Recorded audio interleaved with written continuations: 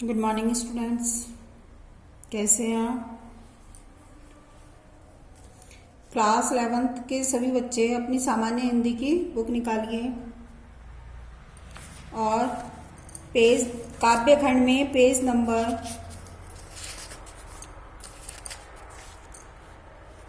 103 निकालिए। Page number 103 Kabir Das ji की साखी पढ़ा रहे थे हम आपको। आइए, इसमें हम आपको चार दोहे दो का अर्थ बता चुके थे।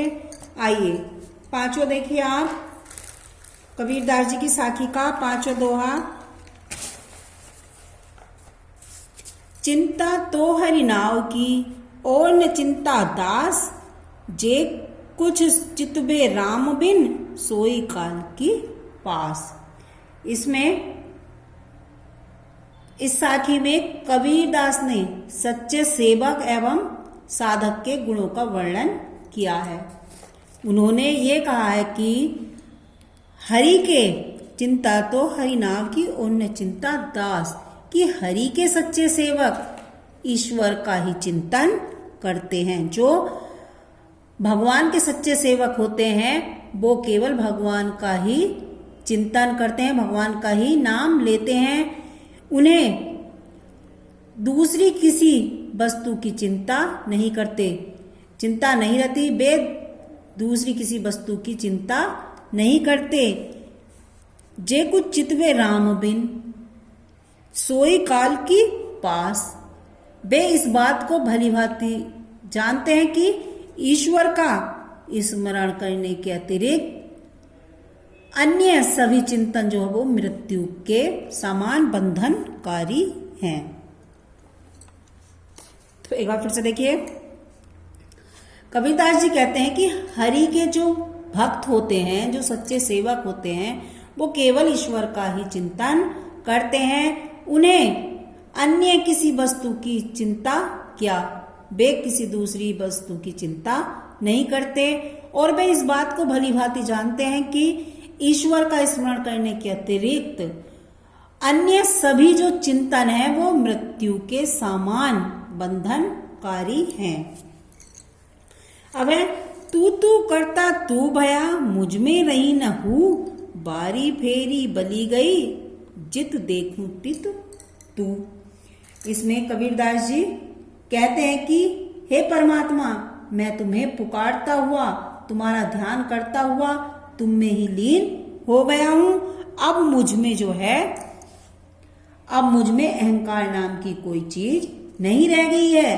मैं भी तुझ पर न्योछावर हो गया हूं, बारी फेरी बली गई, अब मैं भी तुझ पर न्योछावर हो गया हूं। अब जित देखो तित तू, अब मैं जिधर भी देखता हूं उधर तू ही तू मुझे दिखाई देता है। मैं तुझ पर बलिहार हो गया हूं। अब मेरे अंदर अहंकार नाम की कोई चीज नहीं बची है। ठीक है, अब मैं तुझ पे बलिहार हो गया हूं। अब मैं जिधर देखता हूं उधर मुझे तू ही तू नजर आता है। ठीक है, अब ये देखिए, कबीर सुता क्या क्या करे, काहे न देखे जागी, जाके संग ते बिछुड़वा, ताही के संग लागी।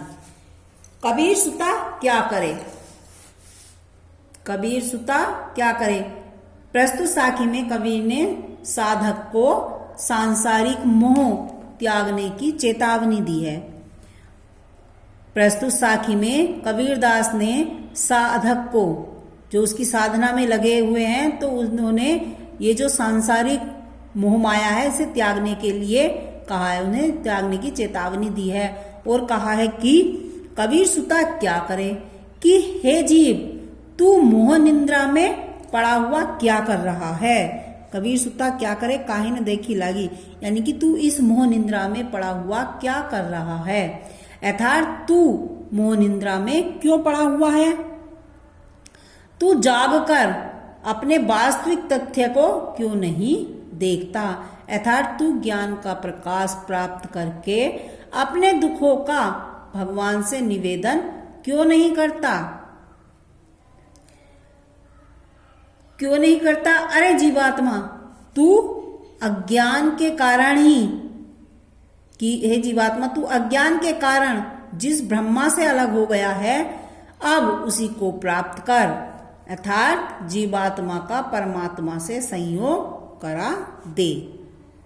एक बार फिर से देखिए, कबीरदास जी कहते हैं कि हे जीव, तू मोह निद्रा में क्यों पड़ा हुआ है? तू क्या कर रहा है? तू इससे अलग क्यों नहीं हो जाता? अर्थात तू जाग कर, यानी ज्ञान प्राप्त करके भगवान से अपने दुखों का निवेदन क्यों नहीं करता? अरे जीवात्मा, तू अज्ञान के कारण ही जिस ब्रह्मा से अलग हो गया था, अब तुझे उसी को प्राप्त करना है, अर्थात जीवात्मा का परमात्मा से संयोग करना है।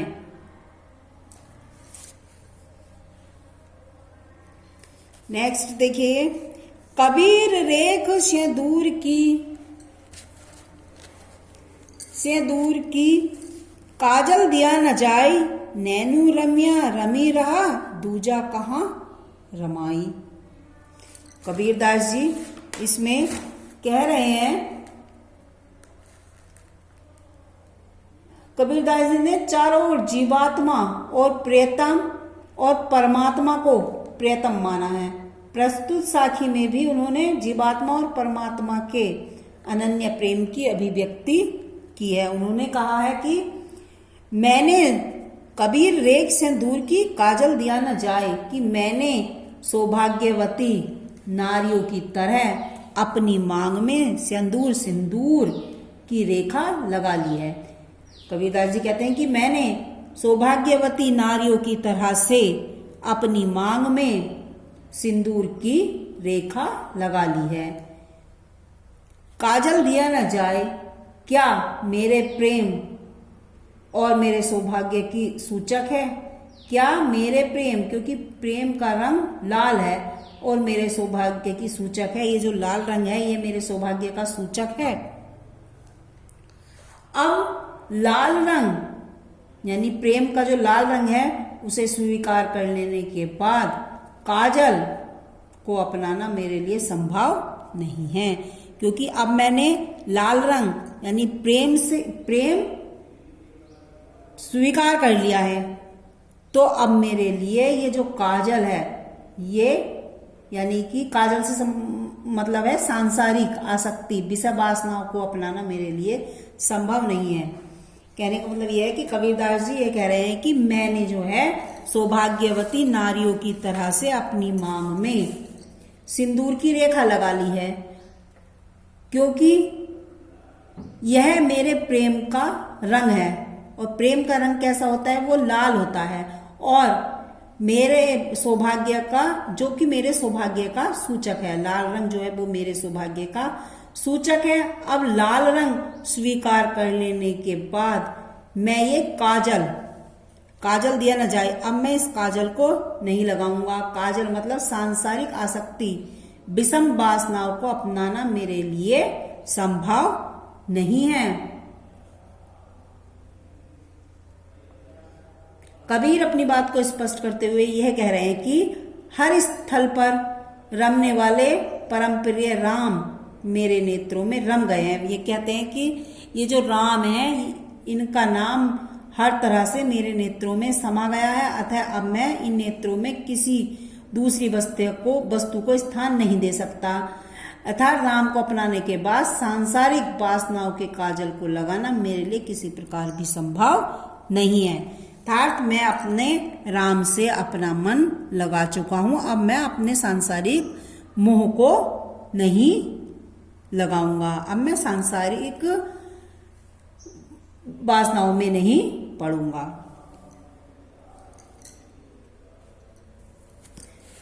सायर नाही सीप बिन स्वाति बूंद भी नाही, कबीर मोती नीपजे सुन्नी सिसर गढ़ माही। इस साखी में कवि ने मोक्ष रूपी मोती का वर्णन करते हुए क्या कहा है, आइए देखिए। कबीरदास जी ये कह रहे हैं कि शरीर रूपी किले में सुषुम्ना नाड़ी के ऊपर स्थित ब्रह्मांड में न समुद्र है, न सीप और न ही स्वाति जो कि नक्षत्र की बूंद है, वो भी नहीं है।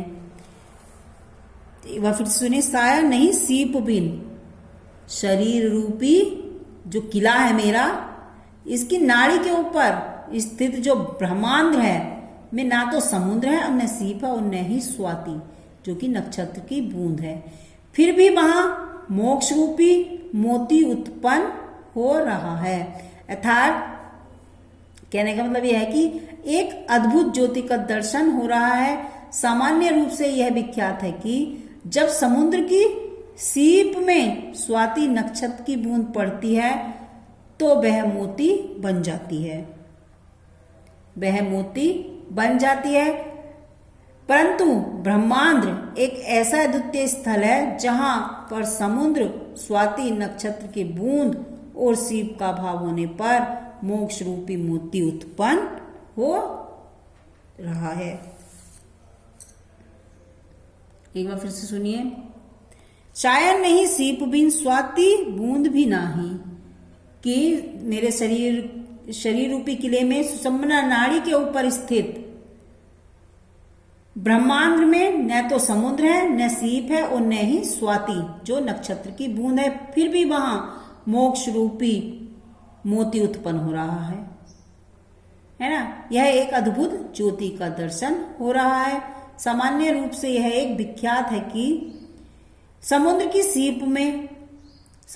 सीप में स्वाति नक्षत्र की बूंद जब पड़ती है तो वह मोती बन जाती है। परंतु इस ब्रह्मांड में एक ऐसा अद्वितीय स्थल है जहां पर समुद्र स्वाति नक्षत्र की बूंद और सीप का भाव होने पर मोक्ष रूपी मोती उत्पन्न हो रहा है। कि साधना के अंतर्गत कबीर ने जब कुंडली ऊपर उठाकर सहस्रार चक्र में कुंडली के जागरण हेतु बताए गए 8 चक्रों में से अंतिम चक्र से मिलती है, तब वह ज्योति का साक्षात्कार होता है। अब ये देखिए, पानी ही ते हिम भया, हिम है गया बिलाई, जो कुछ था सोई भया, अब कछु ने कहा ना जाई। कबीरदास जी क्या कह रहे हैं इसमें? कबीरदास जी ने कहा है कि पानी से बर्फ बनता है, पानी ही ते हिम भया, पानी से ही बर्फ बनता है और बर्फ पिघलकर पुनः फिर पानी में परिवर्तित हो जाता है। कबीरदास जी कहना चाहते हैं कि जैसे पानी बर्फ बनकर पुनः पानी में बदल जाता है, वैसे ही परमात्मा से जीवात्मा और जीवात्मा से फिर परमात्मा बन जाता है।